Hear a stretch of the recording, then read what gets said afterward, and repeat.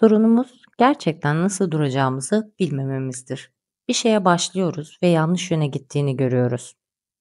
Eski bir Çin atasözü der ki, yanlış adam doğru araçları kullandığında doğru araçlar yanlış şekilde çalışır. Başka bir deyişle düşünme şeklimizde bir sorun var ve bu devam ettiği sürece yaptığımız her şey bir karmaşa olacak. Peki, yanlış olan nedir? Görüldüğü kadarıyla temel hata bu harika dil ve hesaplama sistemini icat etmiş olmamızdır. Bu sistem hem dünyanın karmaşıklığıyla başa çıkmak için çok basittir hem de dünyayla karıştırılmaya müsaittir. Tıpkı parayı zenginlikle karıştırdığımız gibi birçok insan zenginlik yerine para kazanmak için iş yapar ve parayı kazandıklarında ne yapacaklarını bilemezler.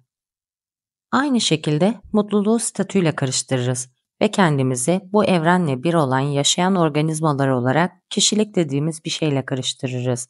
Peki kişiliğimiz nedir? Kişiliğimiz kendimiz hakkındaki imajımız, düşüncelerimizdir. Bu insanlara sunduğumuz ve anladığımız kişidir. Ancak bu büyük bir oyundur.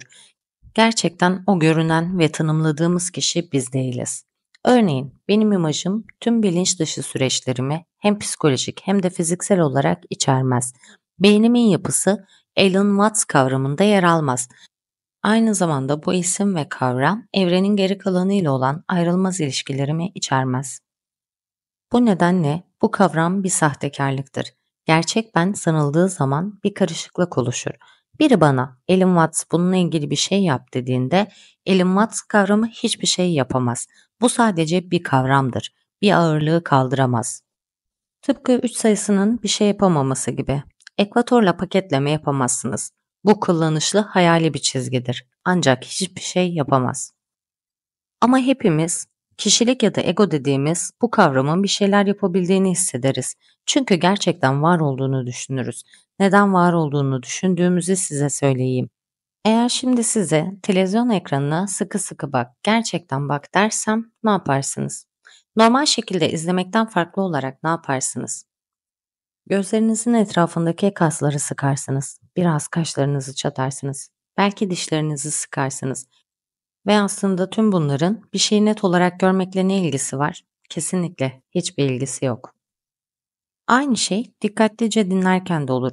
Şimdi dinle, söylenen her şeyi yakala ve kulaklarınızın etrafında gerilmeye başlarsınız. Bunun net olarak duymakla hiçbir ilgisi yoktur. Küçük çocukken sınıfta öğretmenler bize dikkat et diye bağırdığında çeşitli şekillerde gerildik. Daha net görmek veya duymak ya da konsantre olmak ya da zor bir şeyleri başarmak için bu gerginliği yaşadık. Bu neredeyse sürekli var olan tüm vücutta alışılmış bir gerilim yarattı. Bu gereksiz gerilim hissi tabiri caizse ben kavramını bağladığımız maddi bir duygudur. Bu hissiyata bu kavramı asarız. Kavram biz değiliz. Gerilim hissi tamamen sahte. Görme, duyma veya hareket etme başarısıyla hiçbir ilgisi yoktur. Bu şekilde bir yanılsamanın sahte bir şeyle evliliğini elde ederiz ve buna kendimiz adını veririz. Bu yüzden her şeyden kopmuş, yabancılaşmış, yaşam ve ölümden korkmuş hissederiz. Olması gereken şey kendi hayatımızın gerçek yoluna dönmemizdir. Gerçekten olduğumuz gibi, bütün çevre ile birlikte işleyen bir organizma olarak. Bu tuhaf küçük ayrı kişilik yerine gerçek özbenliğimizi seçmeliyiz. Peki, bunu nasıl yapacağız? İnsanlar diyor ki, insan doğasını bir gecede değiştiremezsiniz. Egoyu bırakmamızı istiyorsunuz. Bu en zor şeydir. Aslında değil. Çünkü ego yok. Ancak elbette egonuzla egonuzu bırakmaya çalışırsanız bu sonsuza kadar sürecektir.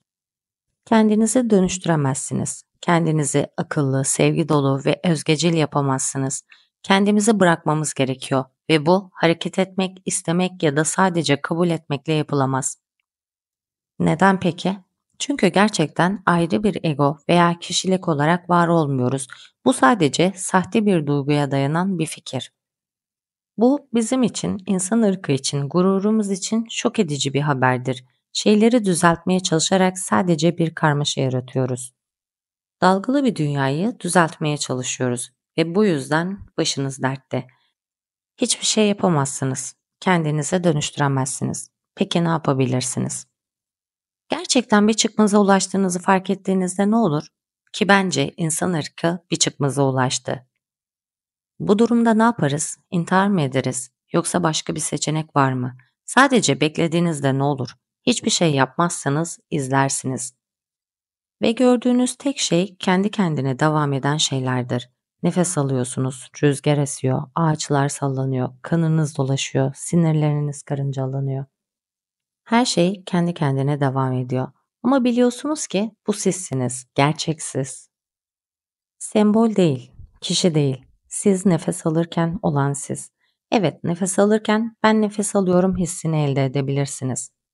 Ama nefesiniz gün boyu devam eder, hiçbir şey yapmadan veya hatta düşünmeden. Aynı şekilde beyniniz de zorlanmadan çalışır. Bir çıkmaza ulaştığınızda bu, insanlığın aşırılığı Tanrı'nın fırsatıdır denilen andır. Çünkü durmak zorundayız. Ve durduğumuzda yapılan, itilen bir dünyadan ziyade olan bir dünyada oluruz. Ve bu olan, yapmaktan farklı olarak temel benliğimizdir. Ve temel benliğimiz sadece diri içinde bir şey değildir. Bağlantılı olduğumuz her şeydir. Gözlerinizden dışarı baktığınızda, gözünüzün önündeki doğaya baktığınızda kendinize bakıyorsunuz demektir. Bundan sonra ne yapmanız gerektiğini söylemeyeceğim ama bu kritik durumlarda herhangi bir şey yapmayı düşünmeden önce kendimizi, düşündüğümüz varlıkların tamamen yanılsayıcı doğasını fark ederiz ve gerçekten olduğumuz varlıklara geri döneriz. Bu artık dışarıda bırakılmayan tüm bu dış dünyayı da içerir. Beni dinlediğiniz için teşekkür ederim. Videoyu beğendiyseniz beğenmeyi ve kanala abone olmayı unutmayın. Bir sonraki videoda görüşmek üzere. Hoşça kalın.